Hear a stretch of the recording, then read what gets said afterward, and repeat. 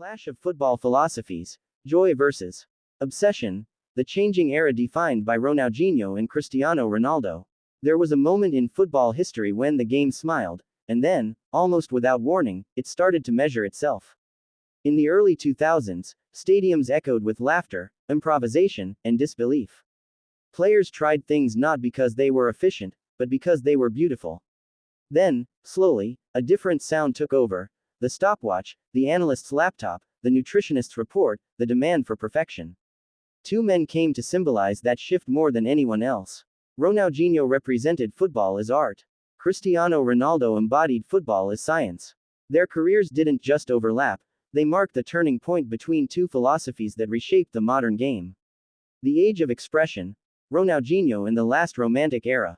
Ronaldinho's rise at Barcelona wasn't just about winning matches, it was about restoring emotion to football. He played like a street footballer who had wandered into elite competition without losing his soul. He dribbled when a pass was easier. He smiled when others stressed. He improvised when tactics demanded discipline. For many fans, he symbolized an era where football was still driven by spontaneity and joy rather than relentless optimization. Even discussions among supporters often describe him as someone motivated by feeling, freedom, and fun, rather than records or legacy. This mindset reflected a broader football culture of the late 1990s and early 2000s. Individual brilliance was often allowed to override tactical rigidity. Training science was far less intrusive. The game rewarded flair even if it lacked measurable efficiency. Ronaldinho didn't chase longevity, he chased moments. Enter Cristiano Ronaldo, the prototype of the modern athlete. Cristiano Ronaldo arrived as Ronaldinho's philosophical opposite, not in talent, but in method. Where Ronaldinho played naturally, Ronaldo engineered himself. His transformation from a tricky winger at Manchester United into a relentless goal machine was not accidental. It was deliberate evolution, hours in the gym, obsessive repetition, tactical reinvention. Fans and analysts frequently point to his long peak, stretching across many years, as evidence of how sustained elite performance became a defining modern standard. Ronaldo didn't just adapt to football's new demands. He became the model the new era would follow. From street football to laboratory football, the contrast between the two players mirrors a wider structural transformation in the sport. Over the past decades, football increasingly incorporated system-driven positional play, tactical frameworks such as structured build-up patterns inspired by possession models, greater officiating and technological influence shaping behavior on the pitch. These shifts reduced the space for improvisation and increased the value of repeatable efficiency. In Ronaldinho's era, unpredictability was an advantage. In Ronaldo's era, predictability, perfected, became unstoppable. Winning early versus chasing forever. Ronaldinho conquered football quickly. World Cup winner, Ballon d'Or winner, Champions League winner, global icon before turning 27. Some observers argue that achieving everything so early reduced the external pressure that drives long-term dominance. Cristiano Ronaldo, by contrast, built his career like a marathon of unfinished goals.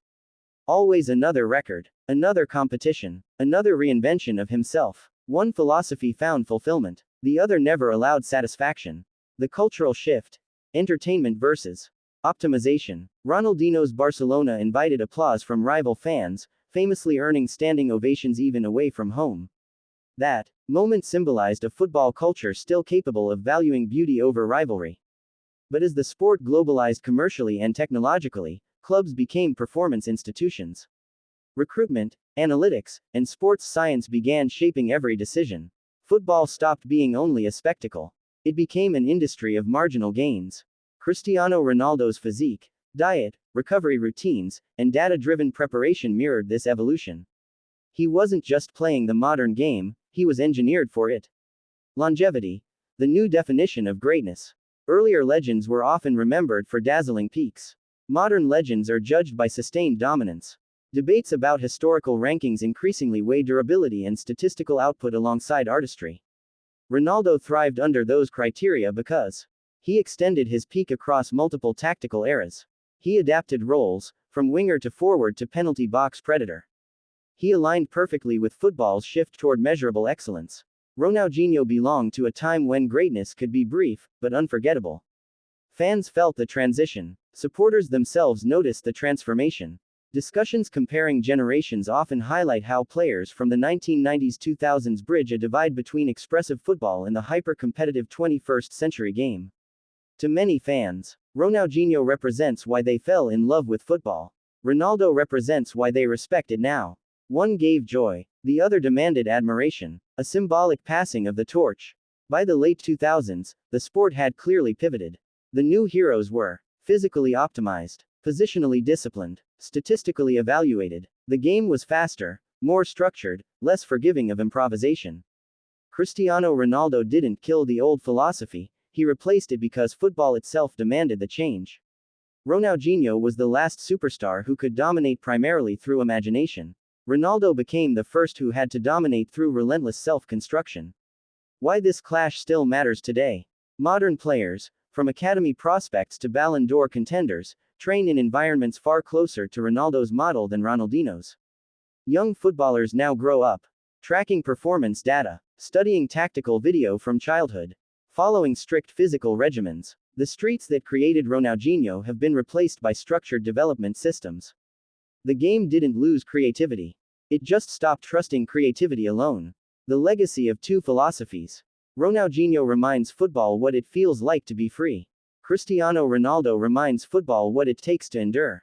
Together, they didn't just define an era, they marked the turning point between. Football is expression, football is precision, and perhaps the greatest irony is this. The modern game still searches for players who can combine both. The smile of Ronaldinho, and the obsession of Cristiano Ronaldo.